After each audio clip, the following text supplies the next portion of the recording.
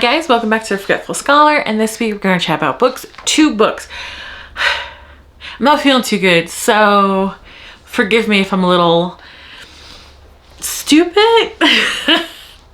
Fog brain. I don't know, just I'm not myself today. But anyway, so this week we had RPG Progression Lit and cozy small town gay romance, which was hilarious. I feel like the that one of the tags it should be under is comedy. But okay, so the first one, as if you guys don't already know, Eye of the Bedlam Bride, Dungeon Crawler Carl, book 6 by Matt Dinniman. It's a 4 stars. It's published 2023 and 694 pages or 644 pages. I don't know. I can't read my handwriting, and man, it's hot.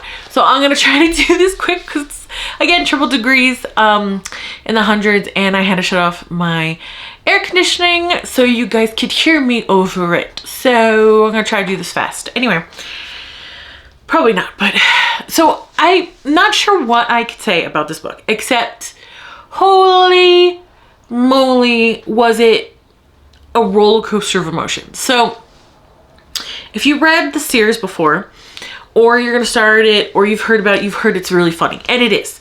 I think this one is the least funny in all of the series, all the books I've read so far, and it's book 6. And the fact that book 6 is still 4 stars, it's a really good series, guys. You should go read it.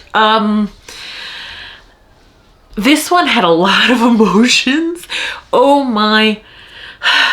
There was like 3 to 4 times I got very teary-eyed. And one of those 4 times a tear did escape. So guys, guess what?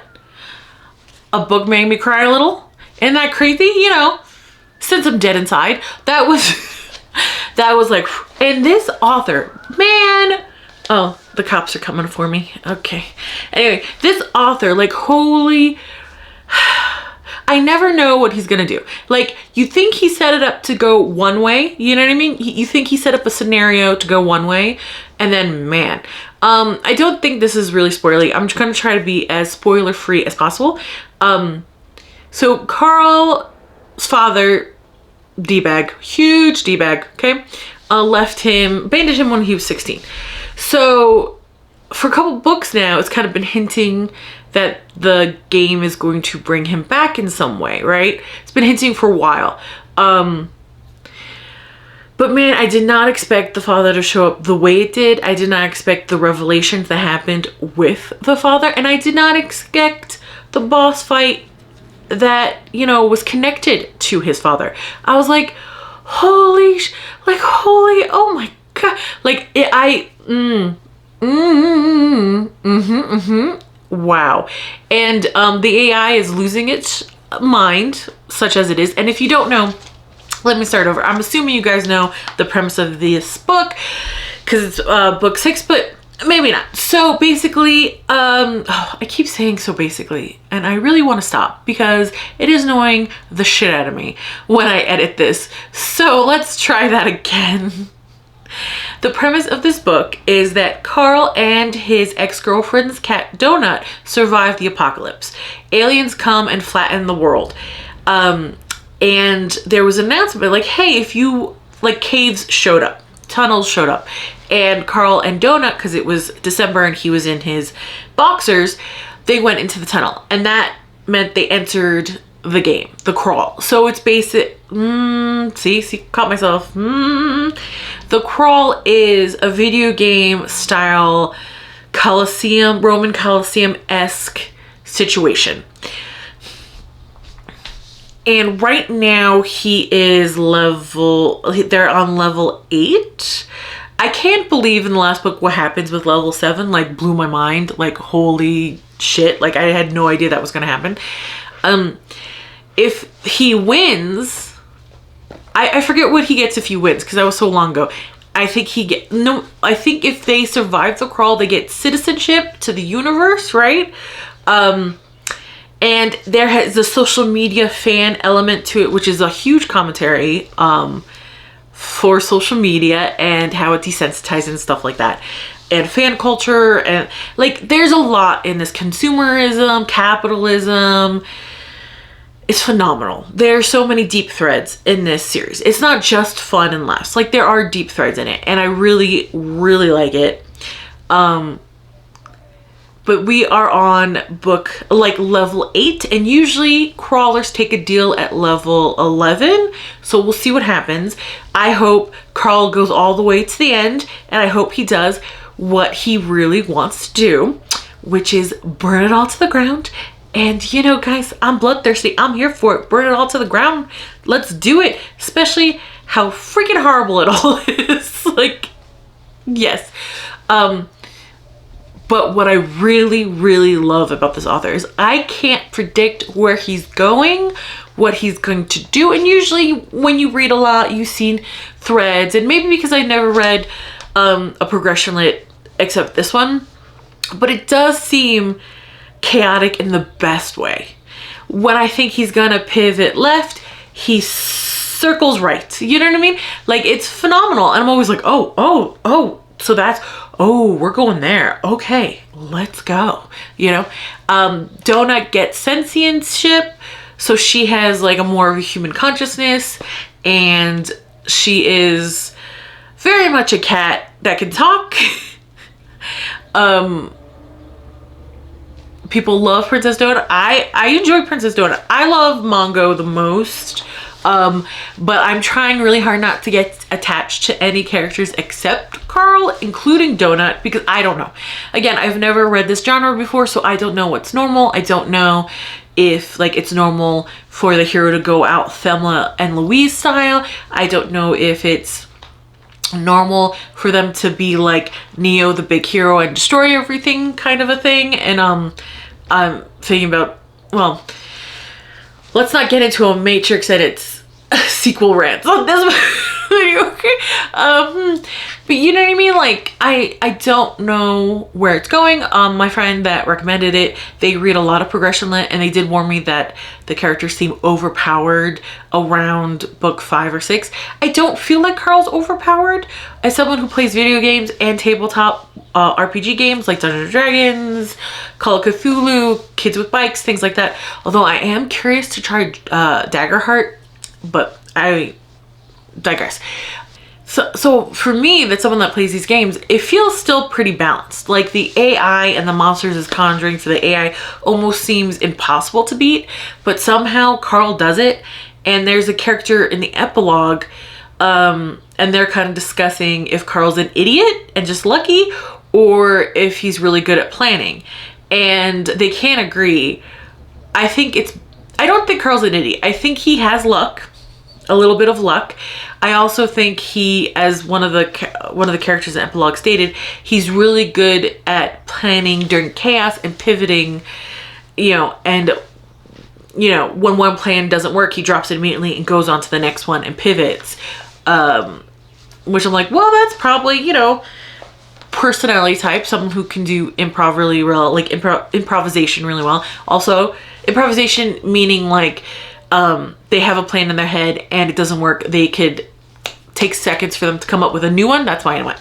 Not like comedy improv. Also, like, he was in the Coast Guard. So, you know, there's some military training there. I mean, I don't really know a lot about the Coast Guard, but you know. So the next book is The Fraction Wars, which I will say I'm super excited about because they got, Carl and Donut got the AI to turn off. Well, okay, so from the beginning of this book, there's a lot of memes because Carl and Donut somehow are they're warlords, or going to be warlords in the next floor. Because the next floor, there's a bunch of the universe's richest people. They go down to the crawl with their army and they play war. But because they don't really die, they get regenerated the next day, they don't have any consequences. Unlike the crawlers, when they die, they stay dead. So the whole time, like, I think for a couple books, Carl's been trying to scheme and plan and put into place ways to take off the protections for the rich pieces of shit. So when they die, you know? And I'm really happy that the book ended with like, yeah, Carl got his wish. You know what I mean? Especially in this story. Oh my God, this book. People, like, you know, he said in the last book, it's gonna get worse. They're gonna lose a lot of people. And that's why I'm trying not to get attached to anyone but Carl. Even Donut, I don't know. Although I feel like if Donut dies, the fans are gonna fucking riot because she is beloved. But I'm trying not to get too attached because I don't know what's gonna happen. But Carl, like, he's going in there bloodthirsty, and I appreciate it.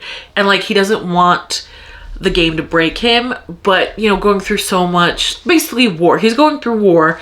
And there are cracks that are showing, which makes sense. Like, if he wasn't feeling anything, I would be like, damn, this guy's a sociopath, you know? But he is, you know, at the end of the day, Carl is a good guy trying to do what's right. And he's trying to drag as many people with him to the next floor as he can. And it's really sweet what's happening. And how the other crawlers see him just by happenstance, because he hates this. He hates all of it. I mean, they all do, I'm sure. But he's trying to make it be like, hey, we got to do this together kind of thing. And I really appreciate that, right? Sorry, I'm just thinking about some of the parts that made me so sad. Anyway, it's such a good book. I never know where the author is going. I can't wait. I think book 7 is the last one that's out so far. I hope it does go all the way, like, what, level 18, I think, is the last level. I hope Carl gets what he wants. There's more backstory in this about world building and even the AI creations, because apparently the AIs were created by the primal race, which is the race Carl chose, but also it was the race like before that apparently is extinct or no longer around. It kind of reminds me, obviously the reference that I think is like Stargate, with the ancients being like the first race of Earth, and they left like millennia ago, and then humans came after that, but they left stargates and everything. So it kind of makes me think about that. And the AI is losing its shit too. And this book made me realize, like, oh, the AI, even though it's a sadistic thing, it is also trapped here. So it's really interesting. And the AI kind of sides with Carl and kind of doesn't. It's losing its mind. So there's no way to really predict. Oh, well, you can't predict anything in these books. That's why it's so great. But I will leave it there. I am, oh man, I'm excited for book 7, but like, I'm also not, because I don't know when book 8's gonna come out.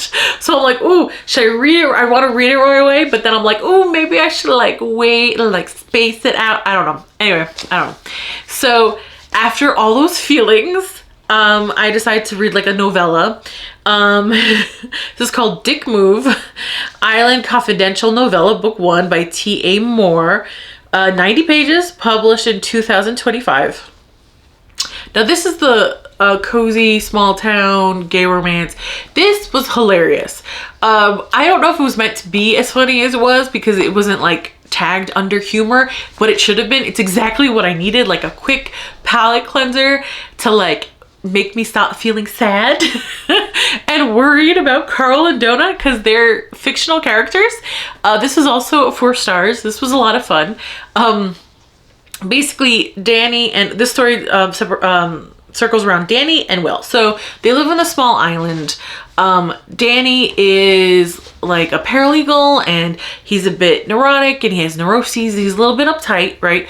And Will is a mechanic, and he's more easygoing, takes nothing serious, doesn't want like a committed relationship type person. Now, they are connected through Luca, who is Danny's a-hole ex and Will's friend. And I'm happy to know that like Will's like, yeah, ex-friend, because oof, you know, people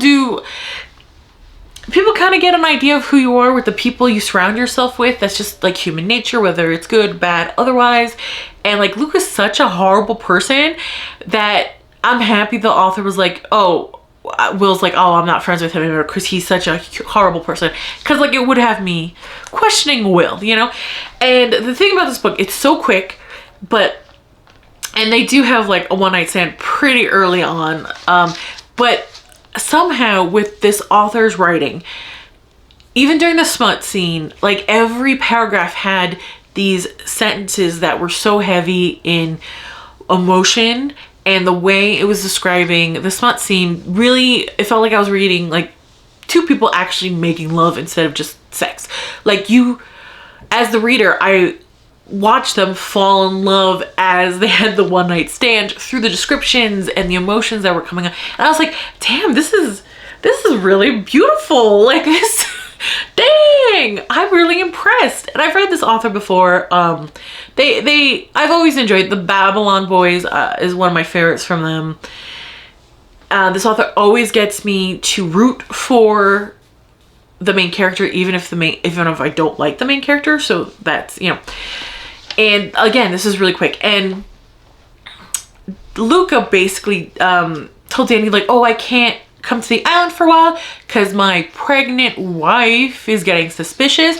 And Danny's like, you have a like what? Like he had no idea. No one did. Like Luca's shit, like horrible person.